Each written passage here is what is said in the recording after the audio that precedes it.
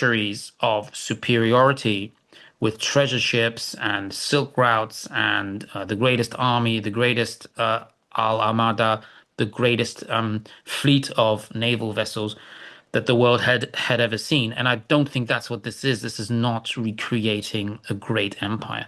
This is something else. This is a colonial style concept.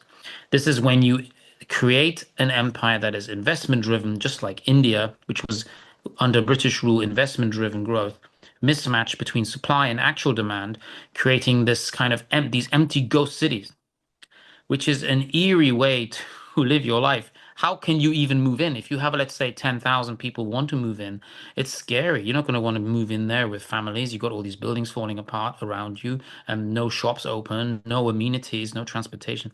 So they are filled with so many vacant apartments, and there's a lot of footage of this. And they look like really beautiful, ancient cities like ancient Troy, York, or ancient Chicago. They do look like that, but it's going to take 100 years, if ever, anyone ends up moving in and then creating a vibrant living space.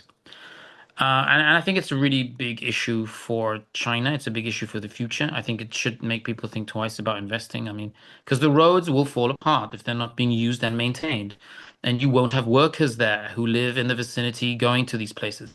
The buildings will fall apart. People will not complain about, oh, the water's leaking or the facade has fallen off or, there's some construction issue. And then all you need is a natural disaster and there won't be money to fix these places. They will begin to crumble under just a lack of human energy. And you need human energy. You need human presence. There are all kinds of esoteric reasons to consider the possibility that our electromagnetic human energy is also kind of manifesting things or maintaining things. And if people don't care about the building, they're not going to look after it. They're not going to use the stairs. They're not going to use, you're going to get rust because nothing's being oiled, elevators, escalators, nothing's working. And the roads won't be maintained. Why would you maintain roads that no one's using? It doesn't make any economical sense. It'd be cheaper to just leave it. And I think that's what's going to happen. These things are going to be ghost cities forever. Once a city becomes a ghost city, I don't think it ever goes back to normal. I don't think it ever becomes a vibrant city, simply because the buildings are going to be look out of date, and these buildings are ugly. This is definitely shoddy. Sometimes it's shoddy craftsmanship, which makes me again believe that this theory that this is intentional. This is an intentional investment scam where you want to show the country as being great, and then it's treated like it's great. So you're manifesting greatness before you've actually achieved it. So that's why I think this is that China is being run by another empire, not by its own government, by a shadow empire, maybe a colonial style situation where China is actually being run by a Western government.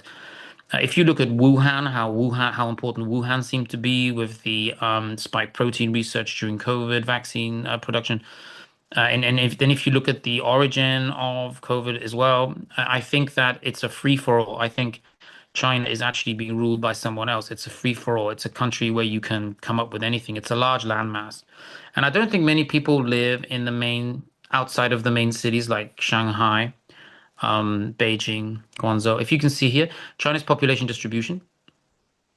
The Haihei or Tengzhong line is a dividing line that has been created here by Peter Wood. This is an amazing map Peter Wood made. You can see here that only 6% of the population of China supposedly lives in the large northern landmass, which is a very suspicious thing.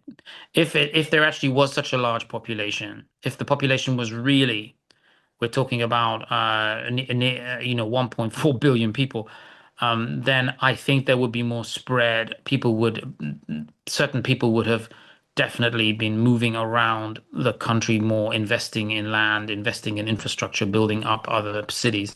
You wouldn't have everyone living in such a densely populated area near the coast. I think you would have had a larger spread. So I think that these kind of figures here with the percentages are virtually impossible if you were to talk about such a large population. A large population like that, you would have more evenly distributed. area. The smaller the population, the more it's going to be focused on, like in Australia, everyone's living around this kind of a peninsula and the coast. If you look at small countries, people always live on one side. If you look at high population rates, like America, where there's a big population, people are going to be spread out more. There's going to be multiple cities and economy, like economical, like eco centers, energy centers are being built up all around the place, all over the place. There will be that need for exploration because you need more space, more opportunities, new opportunities. Yeah. So if it's a small population, everyone's going to be on one side of the country where it's easier, to kind of build up infrastructure. So this is very suspicious as far as I'm concerned. Yeah, so ghost cities, what's the point of that? It's always financial. It's nothing to do with the population of the country because the cities are empty. Yeah, to just to paraphrase some of the other theories that I've had on this issue recently. I also believe that some of these cities are ancient and the people have simply dispersed or suffered large natural disasters. So this is another theory of mine that there was a large natural disaster and that's how everyone ended up having to leave due to flooding. Um, so the motivation behind pretending that these are new cities when they're actually ancient cities is, I think, to keep up the population figure illusion. Um, Now, if you trade this on the stock exchange, you're borrowing against these cities, and the country that we today know as China is actually 9.5 million square kilometers. So that's 25% larger than Australia. So I think it's pretty much going to have the same picture, the same situation, the same scenario as Australia. That not many people live there, and they all live on the outskirts near the ocean. Who is going to go into China and check this? Well, many people have. Many people have traveled around China, found all these ghost cities. That's why we're talking about it. Hundreds of different dialects. You got 22 different languages spoken. There isn't that unity. If the population was that large, those languages now would have probably splintered off into states. You would have a situation like in the United States where you have many states, people having enough of a population to build their own sort of laws, their own sort of parliament, almost their own governments. You would have had much more of this happening, and you wouldn't have had the motivation to go into Tibet and Mongolia, which makes no sense. So I don't think anyone really can even tell you what the population is. But we're definitely not talking about a billion people. That would not be possible. We'd have much more communication. We'd have splintering states. We would definitely have smaller states creating their own governments. You couldn't rule that many people and then still have these gigantic ghost cities that somehow where it's somehow worthwhile building those. Those are left over from a reset. The whole ghost city construction theory. I don't believe the money would ever have been there for that.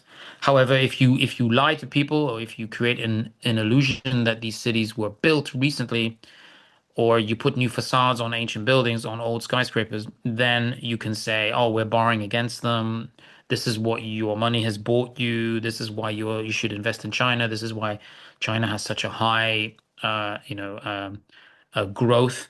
Is it a high growth in construction, or is it a high growth in simply um, discovery of cities that have then had these facades put on? Because these buildings could be really old and they could just have facades put on.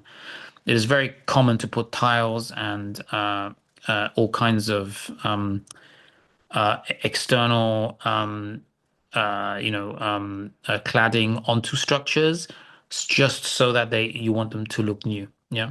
So these could all have ornamentals underneath, symbolism. These could all be like Tartarian buildings. We just don't know. Now, is it bad planning? It could be bad planning, but where is the money coming from to construct these buildings to begin with? Where are the construction videos, photos of all these skyscrapers being built? Were they already here? Yeah. So, yeah, I mean, if you look at history, there are some kind of disturbing parallels between Great Reset, everyone leaving, everyone being drowned through flooding. You've got these kind of photos of the sort of 19th century where there are already large skyscrapers, large cities that are completely empty. And these could be linked to this prophecy. When we find out what China really is, historically and biblically, that it was a land wiped away, Siam or Sinem. And I don't know if these are brick buildings, concrete buildings, because of the cladding and facades, you just can't tell. Yeah, so this is financially motivated illusion. It's another illusion. It's a narrative that is incorrect, being given to people so that they can't really quantify what China is. They're being told incorrect population numbers, and then basically entire cities can be given to different European powers if they have enough money. So, yeah, these are not urban prototypes. They are post-reset cities that have been sold as new and recently constructed. The money for these would have bankrupted China a long time ago. Charles Formosa.